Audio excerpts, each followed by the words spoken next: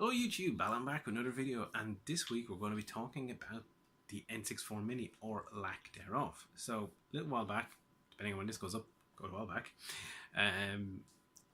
Reggie of Nintendo of America basically said they have no plans right now to do an N64 Mini, certainly in reference for the Christmas run-up. And I was like, I think that would have been quite obvious. They're not just going to announce it and release it like that.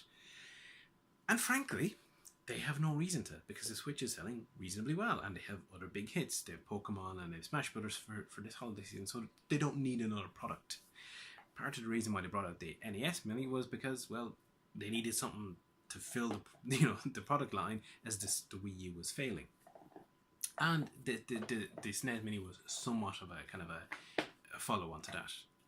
So, no N64 Mini, and to be honest, I'm not surprised at all. I don't know if they will make an N64 Mini, period. I think to a certain degree, you will see lessons that they may have picked up from Sony on the PlayStation Mini and say maybe an N64 Mini is not such a good idea. I mean, just for example, Sony have been criticized very heavily for the game content on the PlayStation 1 Classic or Mini or whatever they call it. Who's to say that we wouldn't find ourselves in a very similar boat with an N64 Mini? Yes, the NES and the SNES ones did really well, and they had a good lineup. But if you look at the content on both of those systems, 2/3 is first-party content from Nintendo, and 1/3 is licensed content. Now look at the PlayStation equivalent, and the ratio is reversed. About 2/3 is third-party to 1/3 first-party. That made it very difficult for Sony to put out a compelling product with the games people wanted, because frankly, they don't own those games. They got to pay someone else, so it cuts into their profit. Now, Nintendo had obviously released a lot of NES games. They released quite a number of SNES games, and there was a lot of third parties on both of those that had big titles to just pick pick a few cherries and stick it on the cake, so to speak. Now, let's turn ourselves to N64. First of all, you have increased emulation to deal with. It's very possible that the powered prior devices may not be just enough to do the N64. May not, I don't know. Because personally, at least on my equivalent Android device, the N64 emulation isn't quite as good as the NES and the SNES stuff. It's pretty good, but not as good as, say, the Wii emulation. It's probably just not as developed. Then you have the issue of cost and the controllers. I'm lumping those together. With the NES and the SNES ones, they're very basic controllers. The N64 controller is infamous for its stick, among other things. It is, yes, rightly lauded as being groundbreaking in terms of putting the 3D stick front and center in terms of kind of 3D environments, but its construction is not as robust as more modern sticks. Now, I actually prefer its feel, believe it or not, and the way it kind of grooves, and you can put it into the groove, but it wears down. And ultimately, it's a more expensive component than any of the prior controllers. So you got to include that in the cost of your unit. And what do you do with the kind of expansion memory pack thing? Are you going to put one on and support memory cards and rumble cards and transfer cards? Probably not. So what do you do there? It's an interesting one. And there's just more buttons, and it's a bigger controller, and it's a more unwieldy, mold, and bigger to ship. You don't get it alone would probably take the box of the previous ones.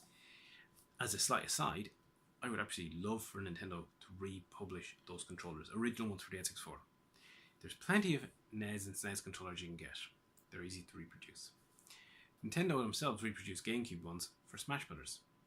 You can still buy Wii and newer consoles pretty easy. But the N64 is pretty much the only system where it's very difficult to get really good replicas. Not modern takes with modern 3D sticks, but replica controllers.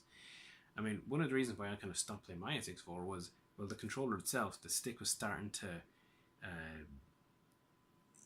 kind of wear out a little, and I was like, I don't want to push it too much because, well, I've had it since 2000 or whenever Perfect Dark came out. We'll talk about that later.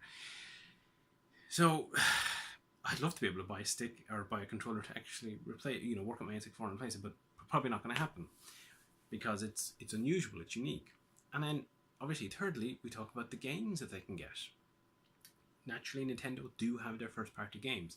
So straight away you got Mario 64, you got The Legend of Zelda Ocarina of Time, you got Majora's Mask, you got Lilac Wars / Star Fox 64, whatever you want to call it. You got Mario Kart, you got Smash Brothers. Great titles, and you think boom, boom, boom, boom, boom. Already, hey, we got the same type of setup. The problem is, you will very slowly or very quickly get to a situation where people will be expecting something like GoldenEye. In fact, if people were to name 3 games on the N64, chances are GoldenEye would be in the top 3 that they'd be. That Mario, Zelda, and then GoldenEye might be the third one. Maybe Mario, So, but that's not going to happen. Even if Nintendo still owned Rare, they would have to contend with the Bond license. What the bigger problem is that they don't still own Rare, or they don't have that controlling share. And that isn't just a GoldenEye problem. Perfect Dark gets ruled out. Diddy Kong Racing gets ruled out. Banjo-Kazooie gets ruled out. Conquer Bad Fur Day gets ruled out. Jet Force Gemini, Killer Instinct, Blast Core.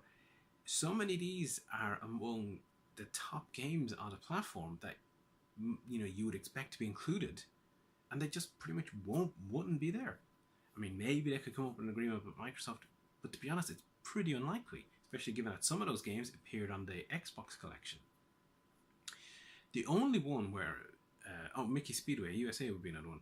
The only one where they can publish is DK64, because Donkey Kong, Nintendo, I believe, still owned the rights to all of the Donkey Kong Country and DK64 games, hence why they were republished on the Virtual Console, but all the other Rare stuff was not. So all of those Rare games that people loved, that really pushed the system, you just can't get them.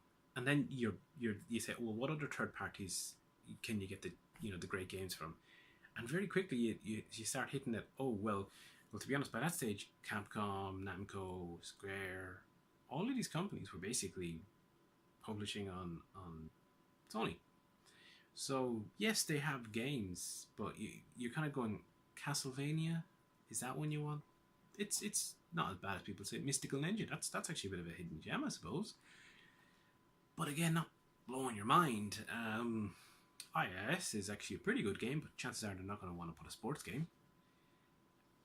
You're going to have... you could have Resident Evil 2, because that got a late release. But again, is that the version of Resident Evil 2 people want to play? It's actually... It's a technical marvel. They managed to get a 2 CD game onto a single cartridge. But, you're left kind of scrambling to a certain degree. There's no Metal Gear, there's a Hybrid Heaven from Konami. I mean, Konami did put out some good games, and you probably would get 1 or 2 from them.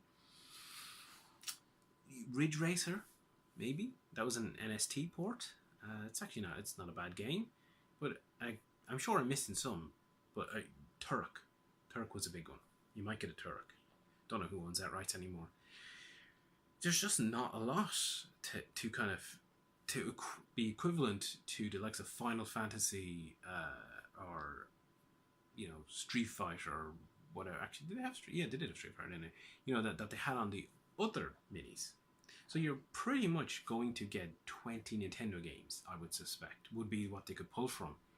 And yes, they are great games, and there's plenty more that are maybe not as well rated, but I think are solid. The likes of Yoshi's Story and the Mario Parties and Pokemon Stadium, Pokemon Puzzle League.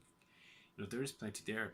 I mean, you maybe, at least in the Japanese one, they could do Animal Forest, or the original Animal Crossing. They never localized it, so we wouldn't get it. The same with Doshin the Giant. It would be interesting if they did something like F-Zero X, but included the Japanese 64DD expansion. But again, we probably wouldn't get that. So there's great games on N64. It might be my favorite retro system, at least the nostalgia part of me, goes to that system possibly above all others. But a lot of that is the likes of GoldenEye and Perfect Dark, the Rare stuff, and that's not there. So does an N64 Mini make sense? I'm not so sure. I would love it. I would absolutely buy it. It'd be the first one that I'd be, oh yeah, gotta have it straight away. But I have a funny feeling that they could be risking going down the same path that Sony ended up with the PlayStation Classic, and people will be left disappointed, and they'd be kind of going, oh, doesn't have this, doesn't have that. So it's an interesting one. Anyway, I don't think we'll see it. I just don't. Even when you look at the Switch, where have Nintendo gone? To NES. Every time they kind of fall back to the NES as their kind of go-to retro stuff. It's the easiest, cheapest. They just keep wheeling it out again, and they talk about, well, we'll get to the SNES, because really it's just an evolution of the NES hardware anyway. So that's their kind of go-to sphere. The N64, and even to a certain degree the GameCube, basically kind of gets lost in the mix. The GameCube somewhat got a buy because the Wii was, backwards compatible, was souped up GameCube, and technically the Wii U was also capable of playing GameCube games. But really, they don't go back to that well. There's never talked about re-releasing games on a virtual service. They might port them like Luigi's Mansion, and that's it. So, anyway, I've rambled long enough. What are your thoughts on this whole kind of classic mini little consoles? Are we just seeing too many of them anyway? Would you like an N64 Mini? I certainly would, but let me know in the comments below. Anyway, until next time.